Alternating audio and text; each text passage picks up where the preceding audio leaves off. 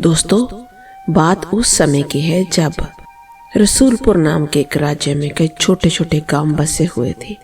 उन्हीं में से एक छोटे से गांव में राजवंश नाम का एक आदमी रहता था। घर के नाम पर उसके पास सिर्फ एक घास फूस और मिट्टी की झोंपड़ी थी, लेकिन ऐसी गरीबी की हालत में भी वह बड़ी खुशी से अपना जीवन बिता रहा था। उसके घर में 4 सदस्य थे, उसकी पत्नी और उसके 2 बच्चे। गांव वाले अक्सर राजवंश से पूछते, राजवंश, तुम हर रोज इतनी मेहनत करते हो, फिर भी तुम्हारी गरीबी खत्म क्यों नहीं होती? इस पर राजवंश उन्हें मुस्कुरा कर कहता, मेरे घर में सुख और शांति है, धन दौलत मेरे लिए कोई मायने नहीं रखती। उस गांव में 2 तरह के लोग रहते थे। एक जो बहुत अमीर लोग थे, जिनके घर महलों जैसे थे और उनके घरों में हर तरह की खुशी और सुख सुविधाएं मौजूद थी। वो लोग गरीबों को कुछ नहीं समझते थे। दूसरी तरफ गांव के गरीब लोग थे, जिन्हें 2 वक्त की रोटी के लिए कड़ी मेहनत और मजदूरी करनी पड़ती थी। राजवंश मेहनती होने के साथ साथ ईश्वर पर विश्वास रखने वाला भी था। उसे मेहनत मजदूरी करके जो भी मिलता वह उसे ईश्वर की इच्छा समझकर अपना परिवार का पालन पोषण करता। लेकिन कभी कभी हालात ऐसे हो जाते कि उसे भूखा भी रहना पड़ जाता। ऐसी हालत में जब वह किसी से सहायता मांगने जाता तो गांव के अमीर लोग उससे कहते, तुम तो हमेशा यही कहते हो ना कि तुम्हारे लिए धन दौलत कुछ मायने नहीं रखती। जैसा भी ईश्वर की इच्छा है तो जाओ, जाकर अपने ईश्वर से रोटी मांगो और हमारे सामने हाथ क्यों फैलाते हो? उन अमीर लोगों की ये बातें सुनकर राजवंश का दिल टूट जाता, लेकिन फिर भी उसके चेहरे पर एक मुस्कुराहट रहती। वह अपने आप को समझाता, ईश्वर के घर में देर है लेकिन अंधेर नहीं, अवश्य ही मेरे दिन भी जरूर बदलेंगे। बात असल में ये थी कि राजवंश की हालत हमेशा से ऐसी नहीं थी। एक समय वह भी था जब वह बहुत अमीर हुआ करता था। उसका भी गांव में एक बड़ा घर था और वह उस नगर में जाकर व्यापार करता था। उसकी दुकान पर हमेशा ग्राहकों की भीड़ लगी रहती थी।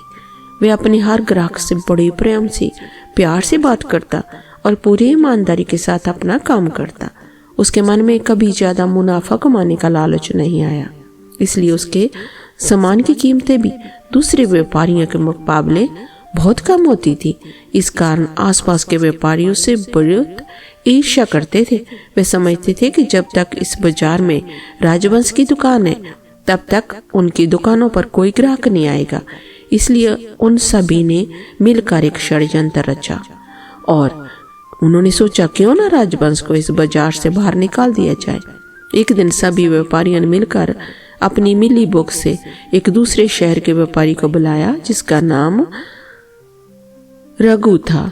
रघु भी एक बड़ा व्यापारी था और वह हमेशा अपने काफले के साथ यात्रा करता रहता था, लेकिन वह अक्सर बेईमानी से काम करता और लोगों को ठगता था।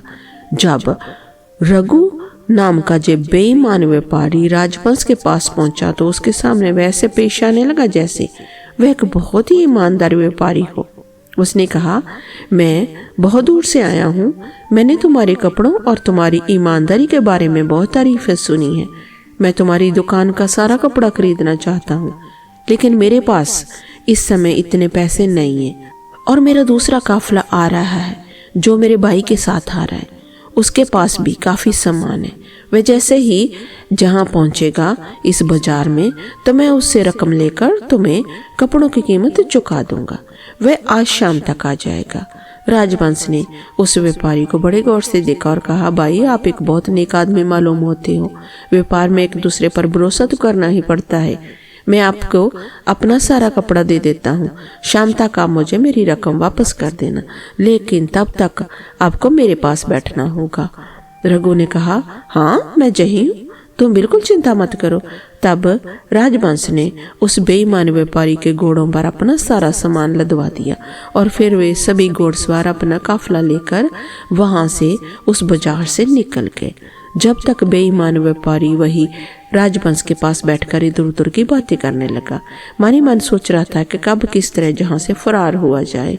शाम होने पर जब मंदिर की घंटियों की आवाज आने लगी, वह व्यापारी राजवंश से बोला, चलो भाई, मंदिर में पूजा का समय हो गया, हम भी चलकर भगवान के दर्शन करते हैं और माथा टेक लेते हैं। जब राजवंश उस व्यापारी के साथ मंदिर में माथा टेकने के लिए चला गया तो दोनों मंदिर के एक साथ दाखिल हुए। उन्होंने भगवान के दर्शन किए, माथा टेका। उसके बाद राजवंश ने देखा कि व्यापारी मंदिर में मौजूद नहीं था, क्योंकि मंदिर में बहुत भीड़ थी। राजवंश ने उस व्यापारी को ढूंढने की बहुत कोशिश की, लेकिन इतने ज्यादा लोगों के बीच वह कहीं भी उसे नजर नहीं आया।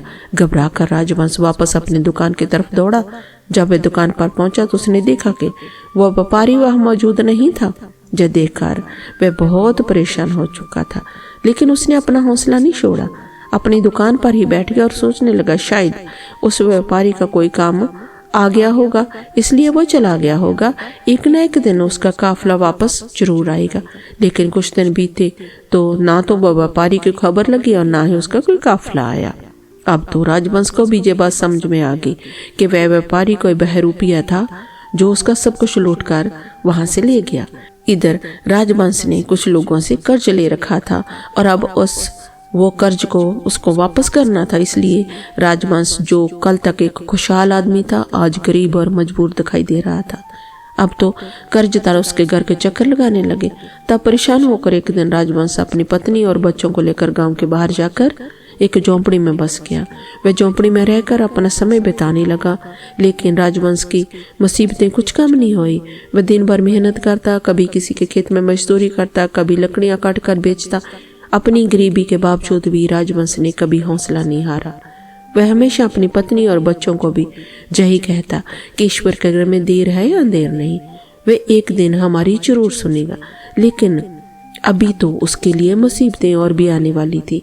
राजवंश को लगता था कि शायद वह जल्दी ही इन जो हालात हैं उससे बाहर आ जाएगा, लेकिन उसकी मुसीबतें अभी कम नहीं होने वाली थी। एक दिन गांव में बहुत जोरदार बारिश हुई। गांव में जितने भी गरीब लोगों के घर थे उनकी झोपड़ियां पानी में बह गई, लेकिन अमीर लोगों के आलीशान घर वही के वही खड़े रहे। अब तो राजवंश के पास सिर छुपाने के लिए जगह नहीं थी। हालात इतने बिगड़ गए कि उसके बच्चे अक्सर खुले आसमान के नीचे सोने लगे। उसकी पत्नी हर रात आंसू बहाती, लेकिन राजवंश उसे दिलासा देते। वह समझाता कि भगवान, बेशक हमारी किस्मत ने हमारा सब कुछ छीन लिया है तो भाग्यवान, लेकिन कोई बात नहीं, जब तक हम जिंदा हैं मेहनत करेंगे और ईश्वर हमारी एक न एक दिन जरूर सुनेगा। उसकी पत्नी ने अपने आंसू साफ करते हुए कहा, अगर आपको इतना ही विश्वास है तो मैं भी आपके साथ हूँ। एक दिन की बात है, उस नगर का एक सेठ जिसका नाम लालचंद था, जो वहाँ का सबसे बड़ा व्यापारी था, उसके पास भेड़ बकरियों का बहुत बड़ा जो था ना झुंड था। उसे अपनी भेड़ बकरियों को चुराने के लिए एक नौकर की तलाश थी। राजवंश को जब इस बारे में पता चला तो वो सेठ के पास पहुंचा। सेठ ने कहा, पिछले कई दिनों से मेरी भेड़ बकरियों को चुराने वाला छुट्टी पर गया हुआ है। अगर तुम चाहो तो इस बकरियों की देखभाल तुम कर सकती हो। इसके बदले में मैं तुम्हें पैसे दे दिया करूंगा। राजवंश ने तुरंत हाँ कर दी। अब तो वह रोज अपनी लाठी उठाकर पहाड़ियों की तरफ निकल जाता। वह सारा दिन भेड़ बकरियों को चराने वहां चराता रहता। अब गांव के लोग उसे राजवंश चरवाहे के नाम से पुकारने लगे थे। पूरा दिन मेहनत करने के बाद जब उसे कुछ पैसे मिलते तो वो उन पैसों से खाने का सामान खरीद कर ले आता और अपनी पत्नी और बच्चों का पेट भरता। कभी कभी वह खुद भूखा रह जाता और पानी पीकर ही रात बिता लेता, लेकिन उसे विश्वास था कि एक न एक दिन उसके हालात जरूर बदलेंगे। एक दिन की बात है, जब राजवंश अपनी बकरियों को लेकर जंगल की तरफ गया। थकावट होने के कारण वह एक पेड़ के नीचे आराम करने लगा। कुछ ही देर बाद उसकी आंख लग गई। जब उसकी आंख खुली तो बकरियां वहां मौजूद नहीं थी। बकरियों को वहां ना पाकर राजवंश फौरन उठ बैठा और घबराकर बकरियों को इधर उधर ढूंढने लगा। उसने भेड़ बकरियों को ढूंढने की बड़ी कोशिश की, लेकिन जंगल में उसे कहीं भी बकरियां ना मिली और फिर वह बहुत निराश हो गया। लेकिन उसके पास कोई दूसरा चारा भी नहीं था। वह सीधा अपने सेठ के पास पहुंचा। उसके चेहरे पर डर साफ दिखाई दे रहा था। सेठ ने गुस्से से पूछा, राजवंश, तुम जहां अकेले क्या कर रहे हो? मेरी बकरियां कहाँ हैं? राजवंश ने ठंडी सांस ली और जवाब दिया, साहब, मेरी आंख लग गई और जब मैं उठा तो बकरियां जंगल में कहीं खो गई थी। मुझे कुछ समय की मोहलत दीजिए, मैं अवश्य ही बकरियों को ढूंढ निकालूंगा। ये सुनकर सेठ, उसका चेहरा तो गुस्से से लाल हो गया और वह तिल मिलाकर बोला, क्या तुम्हें मोहलत चाहिए? तुम जानते हो कि मेरे लिए वे बकरियां कितनी कीमती थी। गांव के बाकी लोग भी वहां मौजूद हो गए। उनमें से एक आदमी ने कहा, अरे जे राजवंश तो पहले से ही मनहूस है, इसके पास जो भी चीज आती है वे उसे बर्बाद कर देता है। यह सुनकर सेठ ने गुस्से से कहा, राजवंश कहीं से भी मेरी भेड़ बकरियां ढूंढ कर वापस लाओ, या फिर मेरा नुकसान पूरा करो। राजवंश ने कहा, सेठ जी मेरे पास तो कुछ भी नहीं है, मैं आपका नुकसान कहाँ से पूरा करूंगा। सेठ ने कहा, तो फिर जब तक मेरा नुकसान पूरा नहीं हो जाता तो मैं मेरी जहां गुलामी करनी पड़ेगी, यही मेरा आखिरी फैसला है। राजवंश के पास अब कोई दूसरा चारा तो नहीं था ना। वे जानता था कि अगर उसने मना कर दिया तो गांव वाले उसे चोर समझेंगे और उसे कड़ी सजा देंगे। उसने चुपचाप अपना सिर झुका लिया और वहां बैठ गया और कहा, ठीक है सेठ जी, मुझे आपकी गुलामी मंजूर है। अब तो राजवंश के हालात पहले से भी ज्यादा बदतर हो चुके थे। वे सारा दिन सेठ के पास काम करता और रात को थकावट से चूर होकर जब अपने घर पहुंचता तो उसकी पत्नी की आंखों में आंसू आ जाते। वे इतना थक चुका होता कि अपने बच्चों से भी बात करने की हिम्मत उसमें नहीं होती थी। वे अक्सर अपने आप से कहता, हे ईश्वर, अब तो सब कुछ मेरी सहन शक्ति से बाहर हो चुका है। इस तरह राजवंश को सेठ के पास काम करते हुए 1 साल 10 महीने बीत चुके थे। इस दौरान राजवंश ने पूरी मेहनत और लगन से सेठ के हर काम किया जो उसने बताया। अब तो सेठ को भी इस बात का एहसास होने लगा कि राजवंश और एक सच्चा और ईमानदार आदमी है। उसने उस दिन झूठ नहीं बोला होगा, बकरियां सचमुच कहीं खो गई होगी। इससे पूरा 1 साल तक मेरी गुलामी की है। ये सब सोचकर सेठ के दिल में राजवंश के लिए दया की भावना आ गई और उसने राजवंश से कहा, राजवंश मैं तुम्हें आजाद करता हूँ। तुम्हारे पास अगर पैसे होंगे तो मेरा नुकसान अदा कर देना, और अगर ना भी हुए तो मैं तुम्हें माफ करता हूँ। यह सुनकर राजवंश की आंखों में आंसू आ गए। उसने सेठ का धन्यवाद किया और फौरन अपने घर पहुंचा। अपनी पत्नी और बच्चों से खुश होकर बोला, सेठ ने मुझे आजाद कर दिया, अब मैं कहीं और जाकर रोजगार की तलाश करूंगा। अब हमारे दिन जरूर बदल जाएंगे। फिर वे अपनी पत्नी और बच्चों को लेकर पड़ोस के एक नगर की तरफ रवाना हो गया। उसने फैसला कर लिया था कि अब जब तक उसके हालात नहीं बदलेंगे वे अपने गांव में लौटकर वापस नहीं आएगा। यह देखकर गांव के लोग उसे ताना देते हुए कहने लगे, देखो तो जे चरवाहा जो कल सेठ का नौकर था अब खुद अमीर आदमी बनने के सपने देख रहा है और प्रदेश जा रहा है। लेकिन राजवंश ने लोगों की इस बात पर कोई ध्यान नहीं दिया। वे चुपचाप अपनी यात्रा पर रवाना हो गया। वह दूसरे जो गांव में पहुंचकर उसने एक छोटी सी झोंपड़ी में रहने का इंतजाम किया और फिर उस गांव के बाजार में मेहनत मजदूरी का काम करने लगा। एक दिन काम की तलाश में मैं बाजार में इधर उधर भटक रहा था कि अचानक एक आदमी ने उसे आवाज दी। वह आदमी पहनावे में काफी अमीर लग रहा था। राजवंश फौरन उसके पास गया और बोला, हुजूर कहिए, मैं आपके लिए क्या सेवा कर सकता हूँ। जैसे ही आदमी ने राजवंश का चेहरा देखा उसके चेहरे का रंग बदल गया। उसकी आंखों में बेचैनी साफ दिखाई देने लगी। असल में वह अमीर आदमी वही व्यापारी था जो कुछ साल पहले एक बहुरूपीय व्यापारी का रूप बनाकर राजवंश को लूट चुका था। आज किस्मत उसे राजवंश के सामने ले आई थी। वह एकदम से राजवंश के पैरों में गिर पड़ा और वो जोर जोर से रोने लगा। कहने लगा, राजवंश मुझे माफ कर दो, मैंने तुम्हें और तुम्हारे साथ बहुत धोखा किया, बहुत अत्याचार किया। ये सब देखकर राजवंश हैरान रह गया। उसे कुछ भी समझ नहीं आ रहा था कि अमीर आदमी उसके पैरों में गिरकर माफी क्यों मांग रहा है। बाजार के लोग बड़ी हैरानी से देख रहे थे। आखिर इतना बड़ा व्यापारी एक मामूली से मजदूर के कदमों में गिरकर क्यों रो रहा है।